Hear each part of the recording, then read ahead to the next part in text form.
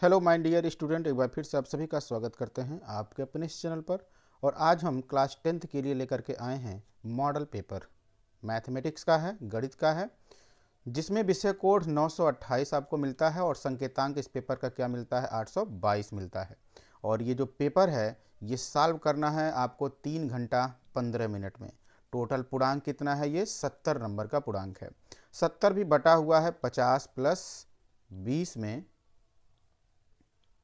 ये 50 नंबर आपको लिखित तौर पर पेपर देना है और ये जो 20 नंबर बचता है आपको ओएमआर सीट पर सॉल्व करना है, यानी ये बहुविकल्पी प्रश्न होने वाला है। ठीक है। प्रारंभ के 15 मिनट परीक्षार्थियों को प्रश्न पत्र पढ़ने के लिए निर्धारित है। ठीक है। अब आता है इसमें सामान्य निर्देश। क्या है सामान्य निर्देश, ये जानना बहुत ही जरूरी होता है पेपर के पहले ही। ठीक है, एग्जामिनेशन के पहले ही हमें पता होना चाहिए कि इस पेपर के सामान्य निर्देश क्या हैं। इसमें आपको सबसे पहला निर्देश मिल जाता है, समझने के लिए सभी प्रश्न क्या है, अनिवार्य है। इस प्रश्न पत्र के 2 खंड हैं। कितने खंड मिलेंगे आपको इसमें, 2 खंड मिलेंगे। एक खंड तो इसमें मिलता है कौन, ए, और दूसरा खंड मिलेगा कौन, ब। लेकिन फिलहाल ए के बारे में बात करते हैं। खंड ए में 20 अंक यानी 20 नंबर बहुविकल्पी प्रश्न करने हैं, जिनके उत्तर ओएमआर सीट पर देने हैं। ठीक है। आगे की चीजें, ओम्यार पर उत्तर अंकित किए जाने के पश्चात उसे काटे नहीं। ये बहुत ज़रूरी चीज़ है समझना कि अगर ओम्यार सीट पे आप गलत टिक कर दिए तो आप उसको काटेंगे नहीं, है ना। इरेजर नहीं चलाएंगे, ना तो व्हाइटनर चलाएंगे। इन सब का प्रयोग आपको नहीं करना है। ठीक है। इसीलिए प्रश्न पत्र में अगर ओएमआर सीट को आप सॉल्व कर रहे हैं तो उसमें एकदम सुनिश्चित हो जाइए कि आपको यही उत्तर टिक करना है। ठीक है, तभी उसको क्लियर करेंगे ब्लू पेन से, नहीं तो ब्लैक पेन से। ज़्यादातर इसको ब्लैक पेन से ही किया जाता है, बेहतर होता है। ठीक है।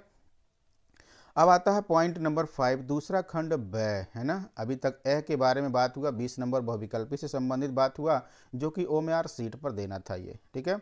अब आता है दूसरा खंड ब में 50 अंक के वर्णात्मक प्रश्न। ये आपको लिखित तौर पे, हमने कहा था पहले ही, ये वर्णात्मक प्रश्न है, आपको लिखित तौर पे से क्या करना है, सॉल्व करना है। ठीक। आगे के निर्देश में क्या है, इस खंड में कुल 5 प्रश्न होंगे, है ना। वर्णात्मक प्रश्न में कितने मिलेंगे प्रश्न, 5 प्रश्न होंगे। प्रश्न संख्या 1 अति लघु उत्तरीय प्रश्न, और प्रश्न संख्या 2 जो मिलेगा वो लघु उत्तरीय प्रश्न मिलेगा, और प्रश्न संख्या 3, 4 और 5 ये जो मिलेगा ये दीर्घ उत्तरीय प्रश्न मिलेगा। यानी इस प्रश्न पत्र में जो 5 सवाल हैं वो 5 सवाल 5 तरीके के हैं। जैसे कि ये एक सवाल आपको मिल गया अति लघु उत्तरीय प्रश्न, जो आपको बहुत छोटे छोटे नंबर के छोटे में सॉल्व करने होंगे। और प्रश्न नंबर जो 2 है ये लघु उत्तरीय, उससे बड़े होंगे। और दीर्घ उत्तरीय प्रश्न का मतलब होता है लॉन्ग आंसर टाइप का क्वेश्चन। ठीक है, ये सभी के सभी आपको 6 नंबर के मिलते हैं करने को। ये सभी 6 नंबर के सवाल होंगे, है ना। और सभी इसमें आपको 2 नंबर और 4 नंबर के सवाल होंगे। देखते हैं आगे क्या है, प्रश्न पॉइंट नंबर 7 क्या है। प्रत्येक प्रश्न के प्रारंभ में स्पष्टतः लिख दिया गया है कि उसके कितने खंड करने हैं। मतलब उस सवाल के पहले ही बता दिया जाएगा आपको कि इसमें से कितने क्वेश्चन करना। भी आगे इस बारे में हम बात करेंगे। प्रश्न नंबर पॉइंट नंबर 8 देखिए, प्रश्नों के अंक उनके सम्मुख अंकित हैं। मतलब जो भी सवाल होगा उसके सामने नंबर भी लिखा जाएगा, है ना। पॉइंट नंबर 9, प्रश्न पत्र के या प्रथम प्रश्न से आरंभ कीजिए। देखिए ये सबसे जरूरी चीज है ना। ये सबसे जरूरी चीज है समझना। यहाँ पर प्रश्न जब भी आप सॉल्व करें तो ये ध्यान रखें, आपको प्रश्न नंबर 1 से ही स्टार्ट करना है। और कहाँ तक, प्रश्न नंबर 5 तक आपको जाना है। 5 सवाल हैं इसमें वर्णात्मक में, तो वर्णात्मक आप कहाँ से स्टार्ट करेंगे, 1 से स्टार्ट करेंगे और कहाँ तक जाएंगे, 5 तक जाएंगे। और विशेष क्या चीज़ें हैं, जो प्रश्न न आता हो उस पर समय नष्ट मत कीजिए, है ना। इस पे आपको टाइम बर्बाद नहीं करना है। जितना आ रहा है आप आराम से प्रश्न नंबर 1, प्रश्न नंबर 2, प्रश्न नंबर 3, प्रश्न नंबर 4 आपको क्या करना है, सॉल्व करना है ना। यानी आप क्रम का ध्यान रखेंगे। क्रम का ध्यान रखने से बहुत सारे फायदे होते हैं, जो आप परीक्षा की तैयारी करते होंगे तो आपको समझ में ये तो बात आती ही होगी। आगे बढ़ते हैं, प्रश्न किस तरीके का आएगा वो हम देखते हैं ना। अब आप यहाँ देखेंगे खंड ए जो देखने को मिलेगा, ये सभी के सभी क्या हैं, बहुविकल्पी प्रश्न हैं। कौन से हैं, बहुविकल्पी प्रश्न। अब इस बहुविकल्पीय प्रश्न में देखिए, प्रश्न नंबर 1, निम्नलिखित में कौन सा सहभाज्य संख्याओं का युग्म है। ये आपको बताना है कि कौन सी संख्या इसमें सहभाज्य संख्याओं का युग्म है। देखिए ये 1 नंबर का सवाल है ना। जितने भी प्रश्न बहुविकल्पी के होंगे उसके सामने यहीं पर 1-1 नंबर ये मार्क कर दिया गया। दूसरा सवाल देखिए क्या कहा, यदि द्विघात बहुपद इतना के शून्यक 2 और -3 है तो ए और बी का मान क्या होगा। ये भी देखिए 1 नंबर का सवाल है ना। और ऐसे ही n स्क्वायर माइनस 1 8 से विभाज्य होती है तो n की वैल्यू क्या होगी। ये भी देखिए 1 नंबर का सवाल है ना। इसमें जो कुछ नए पैटर्न के सवाल ऐड हुए हैं वो मुझे बताना है। अब देखिए प्रश्न नंबर 4 भी इसी तरीके का कुछ डिफरेंट टाइप का क्वेश्चन आ जाता है। एक शून्योत्तर परिमेय संख्या और एक अपरिमेय संख्या का गुणनफल क्या होता है। मतलब अब थियोरेटिकल चीज़ों से आधारित सवाल पूछे जा सकते हैं। अभी तक तो हर बार आपको क्वेश्चन सॉल्व करने से संबंधित आता था प्रश्न, लेकिन अब बहुविकल्पी प्रश्नों में थियोरेटिकल पोर्शन से भी सवाल उठाएगा, ये मुझे ऐसा लगता है ना। और आपको मॉडल पेपर देख करके इस बात को बिल्कुल समझ लेना चाहिए कि अब ये बेसिक चीज़ों से भी क्वेश्चन उठाएंगे सब, है ना। अब देखिए प्रश्न नंबर 6 जिस तरीके का सवाल बन गया है, हमको तो लगता है ये अभी तक का ये यूनिक सवाल है। क्यों है यूनिक, जरा देखिए। द्विघात समीकरण इतना के बारे में निम्न कथनों पर विचार कीजिए। देखिए विचार करने के लिए कह रहा है और दिए गए प्रश्नों में से सही उत्तर का चयन कीजिए, ये भी कह रहा है करने को, है ना। अब इसमें देखिए कथन बेस्ड क्वेश्चन जो कॉम्पिटिटिव एग्जामिनेशन में आया करते थे इस तरह के सवाल, अब आपको क्लास 10th के मैथमेटिक्स के पेपर में भी देखने को मिलेंगे इस तरीके के, है ना। कथन नंबर 1, कथन नंबर 2, कथन नंबर 3, कथन नंबर 4, इन चारों में से कौन सा विकल्प सही होगा। अब आपको कथन से समझ करके कि केवल प्रश्न एक सही होगा। अब जैसे इसकी हम बात कर लें इस सवाल की, निम्नलिखित के दो भिन्न वास्तव, देखिए क्या कहा, इस ये द्विघात समीकरण है ax square plus B X plus C equal to 0 के बारे में निम्न कथनों पर विचार करने के लिए कह दिया गया। ठीक है, ये कथन हो गया फर्स्ट सेकंड थर्ड फोर्थ। इनमें से हो सकता है चारों के चारों सही हो, इनमें से हो सकता है 3 ऑप्शन सही, इनमें से हो सकता है 2 ऑप्शन सही हो, है ना, कोई भी हो सकता है। बट हम लोगों को क्या करना है, इसको समझना है। क्या समझना है, समीकरण के दो भिन्न वास्तविक मूल के होते हैं जब बी स्क्वायर माइनस 4ac का मान 0 से क्या होता है, बड़ा होता है। यानी विविक्तिकर की वैल्यू अगर 0 से क्या है, बड़ा है, तो समीकरण के जो मूल होते हैं वास्तविक और अलग अलग होते हैं। भिन्न भिन्न मतलब अलग अलग होना। तो पहला ऑप्शन क्या है इसमें सही है। दूसरा बात करते हैं कथन में, समीकरण के दो मूल बराबर होंगे कब, जब बी स्क्वायर माइनस 4ac बराबर 0 होगा। बिल्कुल सत्य बात है। अगर d इज इक्वल टू 0 हो गया, विविक्तिकर यही है बी स्क्वायर माइनस 4ac, है ना। अगर बी स्क्वायर माइनस 4ac की वैल्यू 0 के बराबर हो गया तो समीकरण के मूल कैसे होंगे, बराबर होंगे। ठीक है, यानी ऑप्शन नंबर यानी कथन सेकंड भी क्या है, सही है। कथन थर्ड की अगर हम बात कर लें, समीकरण का कोई वास्तविक मूल नहीं होता है। कब नहीं होता है, जब d की वैल्यू लेस देन 0 होता है। देखिए यहाँ पर B square minus 4ac less than क्या है, 0 है। यानी समीकरण नंबर 3 जो कथन नंबर 3 है वो भी क्या हो रहा है, सत्य हो रहा है। अब बारी आती है, समीकरण के 2 से अधिक वास्तविक मूल होते हैं यदि B square minus 4ac greater than 0। ये आपका चौथा ऑप्शन जो कथन है ये क्या है, गलत है। यानी अगर इस कथन को देख करके हमको यहाँ टिक करना हो कौन सा सवाल सही, कौन सा ऑप्शन सही होगा, तो फर्स्ट और सेकंड सही है, ये नहीं है अपने आप में, ये पूरा उत्तर नहीं। ऐसा ऑप्शन तलाशिए जिसमें फर्स्ट सेकंड और थर्ड तीनों आता हो, है ना। उसको देखिए फर्स्ट सेकंड थर्ड किस में आ रहा है, ए और बी तो हो चुका। अब इसमें देखिए फर्स्ट सेकंड और थर्ड, यानी ऑप्शन नंबर इसमें कौन है, डी सही है। ठीक है, तो इस तरीके के सवाल के आने के संभावनाएं इस वर्ष हैं। ध्यान से पेपर की तैयारी करिए, है ना, नहीं तो फिर दिक्कत हो सकती है। आगे देख सकते हैं इस तरीके के सवाल आप पहले से पढ़ चुके होंगे, समझ रहे होंगे। यहाँ देखिए एक सवाल और इस तरीके का डिफरेंट टाइप का पूछ लिया गया, दो समान कोणिक त्रिभुजों में उनकी संगत भुजाओं का अनुपात सदैव समान रहता है, यह कथन किसका है। मतलब ये थियोरेटिकल पोर्शन से पूछ लिया गया, समान कोणिक त्रिभुजों में उनकी संगत भुजाओं का अनुपात सदैव समान होता है ना। तो ये जो बातें बताई जा रही हैं किसका कथन है, थेल्स का कहना है कि यहाँ पाइथागोरस का कहना। मतलब आपको बेसिक चीज़ों से भी सवाल को तैयारी करनी है। सिर्फ और सिर्फ सवाल लगा करके ही तैयारी नहीं हो सकती, कुछ बेसिक ज्ञान भी होना चाहिए, नहीं तो पेपर का पूरा बहुविकल्पी प्रश्नों को आप हल नहीं कर पाएंगे, है ना। ये देख सकते हैं इस तरीके का सवाल सर्किल बना हुआ है ना, इस तरीके के भी सवाल पे फोकस कर लीजिएगा। आप देखिए इसमें ये थोड़ा सा मिस प्रिंटिंग है, यहाँ 30 डिग्री होना चाहिए, गलती से बेचारे ये भूल गए हैं, कोई बात नहीं, आप समझ लीजिए, है ना। 10 2 10 30 अंश अपॉन 1 माइनस 10 स्क्वायर 30 अंश का मान क्या होगा। इस तरीके का पेपर में आपके जो सवाल बनता है वो एनसीईआरटी पे ही बेस्ड है ना, आराम से ही हो जाएगा। सवाल नंबर 12 की अगर हम बात करें खंड का क्षेत्रफल क्या होगा, देखिए ये आपके एनसीईआरटी के बुक से है।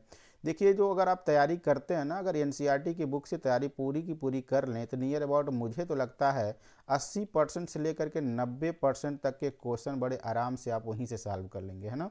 बचे हुए कुछ 10% 20% है ना, वो आपको थोड़ा सा एक्स्ट्रा नॉलेज लेना ही पड़ेगा, ठीक है। आगे देखते हैं 13 नंबर का सवाल इस तरीके का हो गया।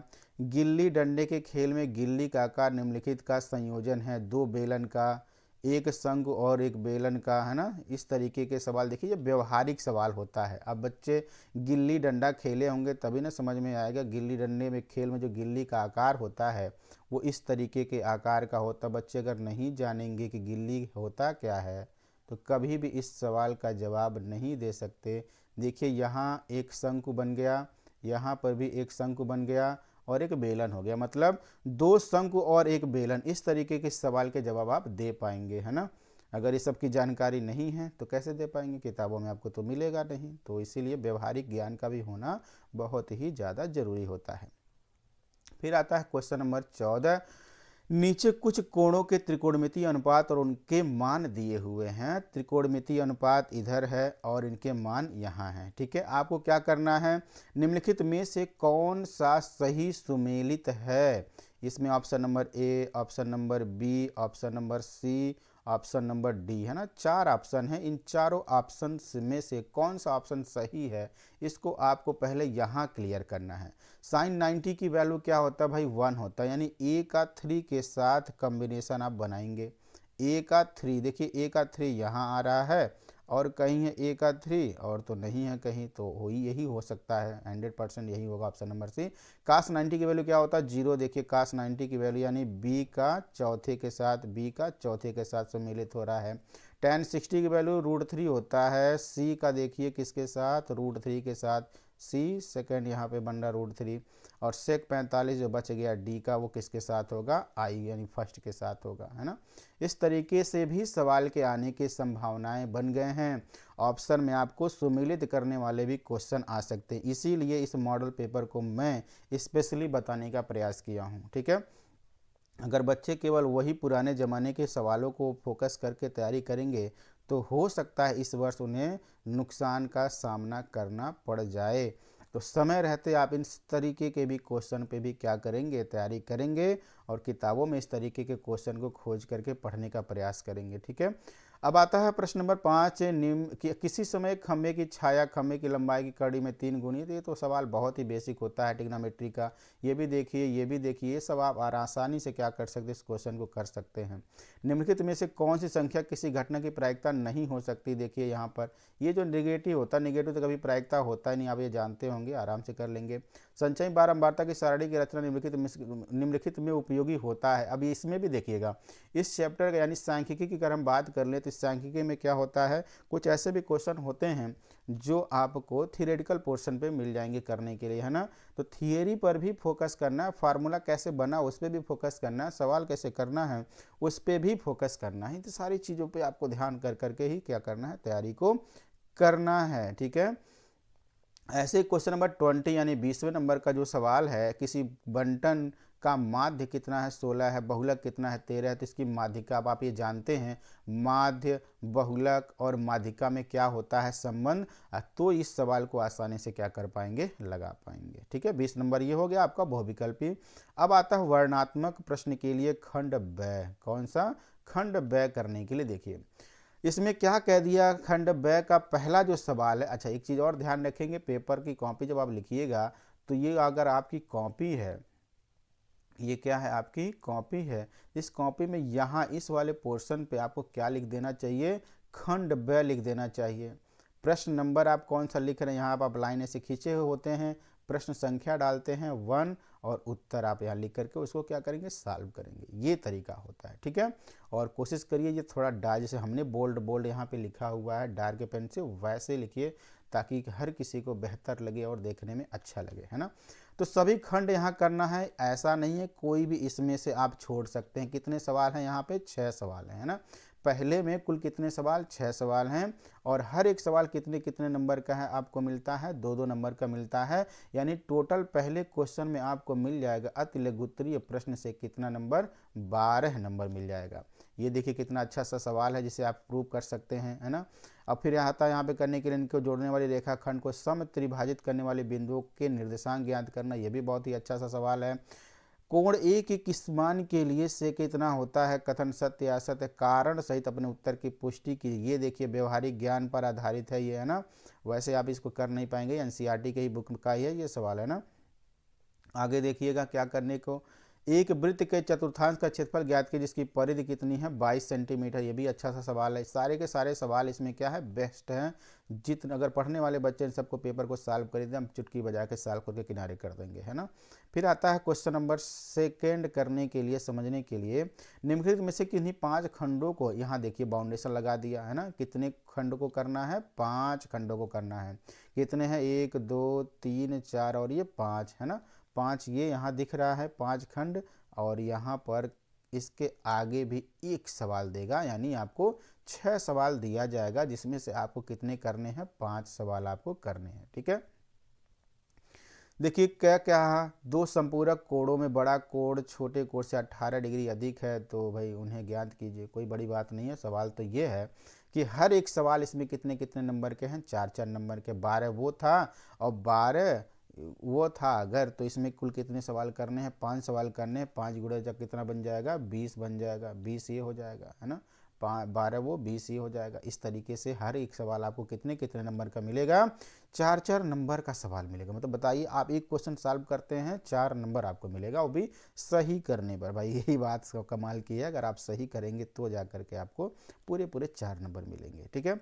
देखिए समलंब चतुर्भुज एबीसीडी में इतना, ये सब आपको देख सकते हैं, एनसीईआरटी के बुक का ही सवाल है। द्विघात बहुपद इतना के शून्य ज्ञात के, शून्य को उनके गुणांकों के बीच सत्यता की जांच करना है। ये भी बहुत ही अच्छा सा सवाल है, आपके एनसीईआरटी से ही सिद्ध कीजिए कि स्पर्श बिंदु से स्पर्श रेखा पर खींचा गया लंब वृत्त के केंद्र से होकर जाता है। ये भी आपके एनसीईआरटी का ही है। और ये देखिए ये स्टैटिक्स का आ गया क्वेश्चन, जिसे सांख्यिकी कहते हैं। सांख्यिकी में आपको क्या निकालना है, माध्यक निकालना है। क्या निकालना है, माध्यक निकालना है। फिर आता है ऐसे ही, एक डिब्बे में 5 लाल कंचे हैं, 8 सफ़ेद कंचे हैं, 4 हरे कंचे हैं। इस डिब्बे में से एक कंचा यादृच्छा निकाला जाता है, इसकी क्या प्रायिकता। देखिए प्रायिकता का भी कितने नंबर का सवाल बना दिया गया, 4 नंबर का सवाल बना दिया गया, है ना। अब आता है स्पेशल बेस्ट क्वालिटी का क्वेश्चन, जिसमें आपको एक क्वेश्चन को करने से कितने कितने नंबर मिलते हैं, 6 नंबर के क्वेश्चन होते हैं ये, यानी 6 नंबर मिलते हैं। अगर आप इसको सही कर दिए तो आपके झोली में सीधे सीधे 6 नंबर कूद के आ जाएगा, ठीक है। तो ये आपको बहुत बहुत बहुत ज़्यादा ज़रूरी होता है तैयारी करना। कहाँ से ये सभी क्वेश्चन उठ रहे हैं ना, ये कहाँ से क्वेश्चन आ रहे हैं। अगर ये सारी चीज़ें आप अगर बेस्ट तरीके से समझने का प्रयास करें तो ये देखेंगे आपको 2 चर रैखिक समीकरण से सबसे ज़्यादा चांस है आने का, है ना। 2 चर रैखिक समीकरण हो गया, फिर इसी में आता है द्विघात समीकरण आता है। द्विघात समीकरण के भी इवार्ती प्रश्न बनते हैं। इनको हम क्या कहते हैं, इवार्ती का प्रश्न कहते हैं, लैंग्वेज प्रॉब्लम कहते हैं। तो लैंग्वेज प्रॉब्लम कहाँ है आपको ये तलाशना। लैंग्वेज प्रॉब्लम जहाँ जहाँ भी हो वहाँ से उन सबको तैयारी अच्छे तरीके से करिए, ताकि आपको ये पूरा 6 नंबर मिल जाए, है ना। बस देखिए 6 इसमें, 6 उसमें, 6 उसमें, मतलब 3 क्वेश्चन आपको करना है। 6 गुणे 3 कितना, 18 नंबर मिल जाएगा आपको। कितना आसान है। बस आपको बेस्ट क्वालिटी से क्या करना है, तैयारी करना। आपको 100 नंबर लाने से कोई रोक नहीं सकता है ना। तो 5 वर्ष बाद जैकब की आयु उसके पुत्र की आयु से 3 गुनी हो जाएगी। 5 वर्ष से पूर्व जैकब की आयु उसकी, देखिए पूरा का पूरा एनसीईआरटी का सवाल है। ये भी आपको एनसीईआरटी का ही क्वेश्चन मिल जाता है करने के लिए, है ना। फिर ऐसा ही आता है, एक 80 मीटर चौड़ी सड़क के दोनों ओर आमने सामने, ये भाई देखो ये इसमें तो आया हुआ हाइट एंड डिस्टेंस ट्रिग्नोमेट्री का जो क्वेश्चन होता है, हाइट एंड डिस्टेंस, उसका तो कंफर्म है एक 6 नंबर, एकदम कंफर्म है उस चैप्टर से एक 6 नंबर का क्वेश्चन का आना हाइट एंड डिस्टेंस से, है ना। और फिर इसी तरीके से आप देखेंगे सरफेस एरिया एंड वॉल्यूम से भी यहाँ पे क्वेश्चन के चांस आने का सबसे ज़्यादा क्या है ना। हाइट एंड डिस्टेंस तो है ही, उसके साथ साथ वॉल्यूम से रिलेटेड क्वेश्चन, उसके साथ उसका एक क्वेश्चन बन सकता है। स्टैटिक्स का एक क्वेश्चन बन सकता है जिसमें एक्स वाई की वैल्यू निकाला जाता है ना। इस तरीके से आप अगर बेस्ट तरीके से पढ़ेंगे, प्रयास करेंगे तो आपको 100 नंबर लाने से कोई रोक नहीं सकता है, एकदम जान लीजिए। इसलिए तैयारी अच्छे तरीके से करिए। बचे हुए कुछ दिन हैं, मान के चल सकते हैं 80 दिन। अभी आज जो मैं वीडियो बना रहा हूँ इसमें आपको मैं 80 दिन की बात कर रहा हूँ कि 80 दिन और बोर्ड परीक्षा के रह गए हैं शेष मात्र। इन 80 दिनों में आप ऐसा कुछ कर जाइए कि आपको ये 100 नंबर लाने से कोई रोक नहीं सके, है ना। तो ठीक है, इस वीडियो में बस इतना ही। उम्मीद करते हैं कि आप इसमें 100% नंबर लाने का पूरा प्रयास करेंगे। बस तब तक के लिए बाय बाय।